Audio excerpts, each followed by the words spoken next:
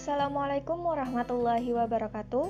Perkenalkan, saya Reza Aini Zahro dengan NPM 0620015811 dari Prodi Kesehatan Masyarakat Universitas Pekalongan.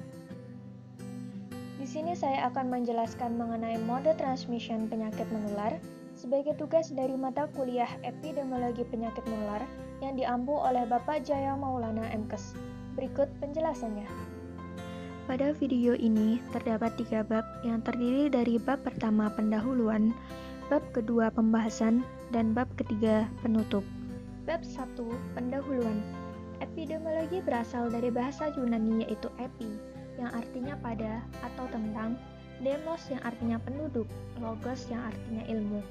Dengan demikian, epidemiologi adalah ilmu yang mempelajari hal-hal yang terjadi pada rakyat atau penduduk. Epidemiologi adalah ilmu yang mempelajari distribusi dan frekuensi suatu penyakit, serta faktor atau determinan yang memengaruhi terjadinya masalah kesehatan yang ada pada suatu penduduk sehingga dapat mencegah dan mengatasi masalah tersebut. Ilmu epidemiologi dikembangkan dalam berbagai bidang, salah satunya yaitu epidemiologi penyakit menular. Penyakit menular atau communicable disease adalah penyakit yang disebabkan oleh transmisi infectious agent atau produk toksinnya dari seseorang ke orang lain. Selama tahun 1990 sampai 2016, Indonesia mengalami penurunan kematian yang disebabkan penyakit menular serta kondisi maternal, perinatal, dan neonatal. Meskipun telah mengalami penurunan, kontribusi penyakit menular dalam menyebabkan kematian masih tinggi di Indonesia. Oleh karena itu, penting bagi kita untuk mengetahui mekanisme penularan penyakit menular untuk mengurangi resiko kesakitan ataupun kematian akibat penyakit menular. Kemudian rumusan masalah. Pada video kali ini dirumuskan masalah yang pertama, bagaimana mekanisme penularan penyakit menular beserta contoh kasusnya berdasarkan cara agen keluar dari reservoir. Yang kedua, bagaimana mekanisme penularan atau mode transmission penyakit menular beserta contoh kasusnya berdasarkan jalur penularannya.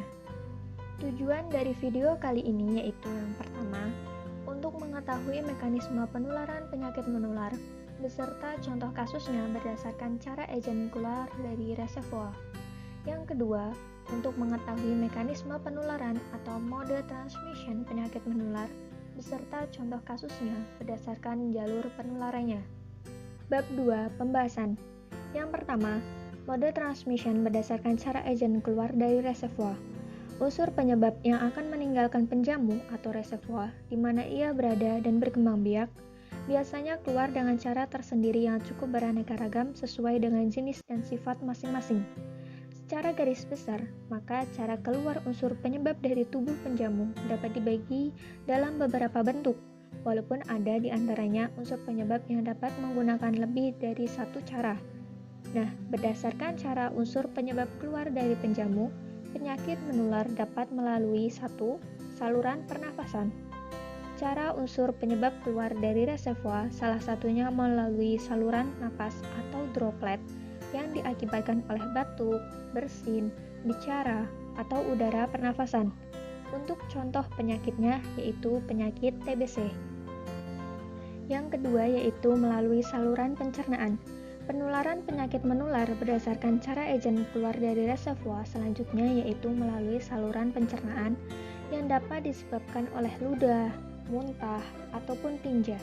Untuk contoh penyakitnya yaitu penyakit kolera. Cara unsur penyebab keluar dari reservoir yang selanjutnya yaitu melalui saluran urogenitalia. Contoh penyakit dari saluran urogenitalia adalah penyakit gonore. Yang kedua yaitu mode transmission berdasarkan jalur penularannya. Setelah unsur penyebab telah meninggalkan reservoir, maka untuk mendapatkan potensial yang baru harus berjalan melalui suatu jalur lingkaran perjalanan khusus atau suatu jalur khusus yang disebut dengan jalur penularan. Tiap kelompok memiliki jalur penularan tersendiri dan pada garis-garis besarnya dapat dibagi menjadi 2 bagian utama, yaitu penularan langsung dan penularan tidak langsung. Penularan langsung yaitu penularan penyakit terjadi secara langsung dari penderita atau reservoir langsung ke penjamu potensial yang baru, Sedangkan penularan tidak langsung, yaitu penularan penyakit terjadi dengan melalui media tertentu. Berdasarkan media penularannya, penyakit menular dibedakan atas beberapa sumber penularan yang terdiri dari: yang pertama, penyakit yang ditularkan melalui media air. Penyakit yang ditularkan melalui media air dibedakan menjadi 4. 1. Waterborne diseases adalah penyakit yang ditularkan langsung melalui air minum, di mana air minum tersebut mengandung kuman patogen. Untuk contoh penyakitnya yaitu penyakit diare. Yang kedua, waterborne diseases adalah penyakit yang disebabkan oleh kurangnya air bersih. Nah, untuk contoh penyakitnya yaitu penyakit skabies. 3. Waterborne diseases adalah penyakit yang ditularkan oleh bibit penyakit yang sebagian siklus hidupnya di air. Contoh penyakitnya yaitu schistosomiasis. Yang terakhir yaitu water-related insect vectors adalah penyakit yang ditularkan melalui vektor yang hidupnya tergantung pada air. Untuk contoh penyakitnya yaitu penyakit malaria. Selanjutnya yaitu penyakit yang ditularkan melalui udara. Penyakit ini terjadi karena penyebaran nukleus droplet melalui udara residu partikel kecil kurang lebih 5 mm droplet yang menguap dan mengandung mikroorganisme yang tetap bertahan di udara selama periode waktu yang panjang, atau partikel debu yang mengandung agen infeksi.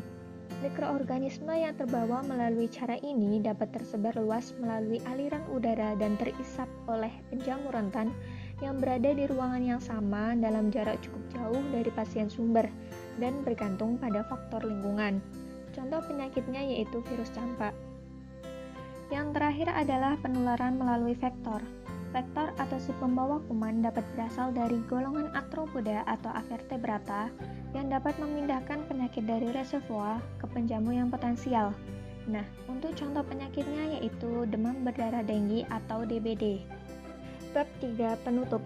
Berdasarkan pembahasan di atas, dapat disimpulkan bahwa mekanisme penularan atau mode transmission penyakit menular berdasarkan cara agen keluar dari reservoir melalui 3 saluran, yaitu saluran pernafasan, saluran pencernaan, dan saluran urogenitalia. Yang kedua, mekanisme penularan atau mode transmission penyakit menular berdasarkan jalur penularannya dibagi menjadi 2 bagian utama, yaitu langsung dan tidak langsung yang melalui media air, udara, serta vektor. Nah, itu tadi penjelasan mengenai mode transmission penyakit menular. Semoga bermanfaat, kurang lebihnya mohon maaf. Terima kasih. Wassalamualaikum warahmatullahi wabarakatuh.